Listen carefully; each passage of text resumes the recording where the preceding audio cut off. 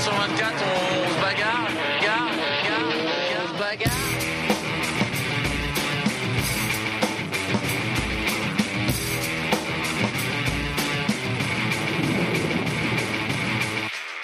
Bonjour à tous, bienvenue dans le journal du Vendée Globe avec au programme des nouvelles de Javier Sanso qui a chaviré ce week-end et des réparations en cours pour Tanguy Delamotte. Mais on va commencer avec des images de l'arrivée de Jean-Pierre Dick. Il a franchi la ligne d'arrivée en 4e position après 86 jours, 3 heures, 3 minutes et 40 secondes de mer. La fin de la course a été difficile pour lui puisqu'il navigue sans quille depuis 15 jours. Il a même hésité à abandonner avant de décider de continuer. Pour ne pas prendre de risques, il a passé plusieurs jours à l'abri dans la baie de San Ciprián au nord de l'Espagne.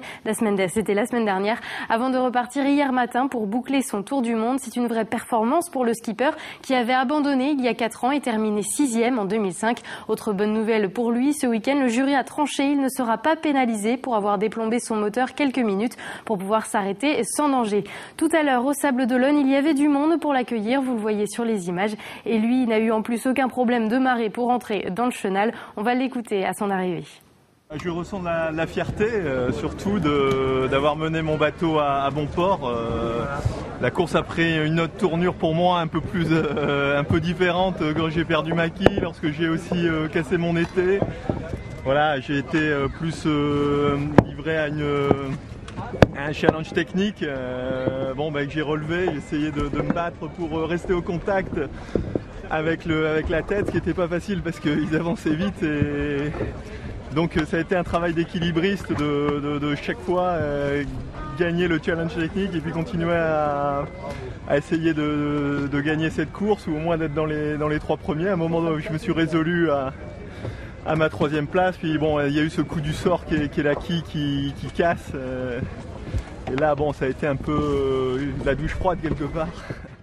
On va maintenant regarder le classement. Il y a désormais 4 skippers revenus à bon port. Mike Golding a pris la 5e place ce week-end, mais l'écart avec Jean Lecam est toujours très faible.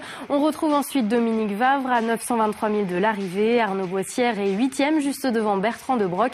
Suivent ensuite Tanguy Delamotte et Alessandro Di Benedetto. Et vous le voyez, un nom vient gonfler la liste des abandons, celui de Javier Sanso. Le skipper d'Acciona a déclenché hier à 11h49 heure française ses balises de détresse.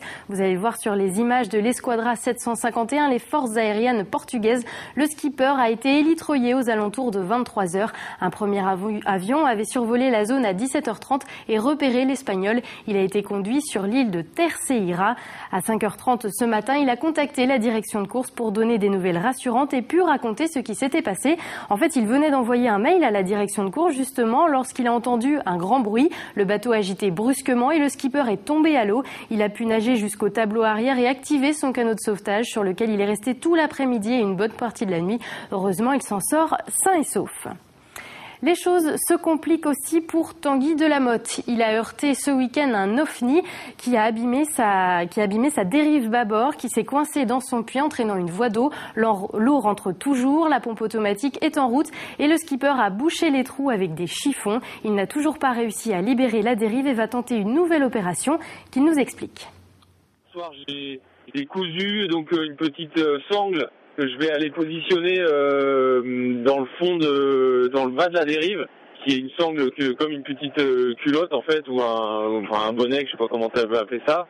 Et ça va me permettre de tirer la dérive vers l'avant, parce que je pense que hier j'ai essayé plusieurs fois de tirer vers l'arrière et ça sortait pas, donc il faut que j'essaye vers l'avant. Donc voilà, je vais essayer de m'y attaquer aujourd'hui. Je vais vraiment avant bien mesurer les conséquences si jamais elle sort, etc. Parce qu'avec la mer là, je vais peut-être attendre quelques heures histoire que la mer s'aplatisse encore un peu, parce que une fois que la dérive est sortie, éventuellement elle devient un danger potentiel pour la coque. Et il faut que je puisse la ramener à bord sans que ce soit dangereux pour moi ni pour la coque. Donc voilà. Et puis ensuite, faut aussi que une fois que j'ai enlevé la dérive, il y a quand même un trou dans le bateau. Donc il faut que je puisse intervenir dans des conditions bonnes pour faire de la résine ou faire boucher le trou, quoi. Un autre qui rencontre des problèmes, c'est Alessandro Di Benedetto. Le skipper n'a plus de voile de portant car son petit génaqueur s'est complètement déchiré. Malgré ça, il reste de bonne humeur. Le moral, heureusement, il a toujours été bon. Et là, c'est sûr, il y a eu une déception quand j'ai vu éclater pour la deuxième fois le petit Jennaker.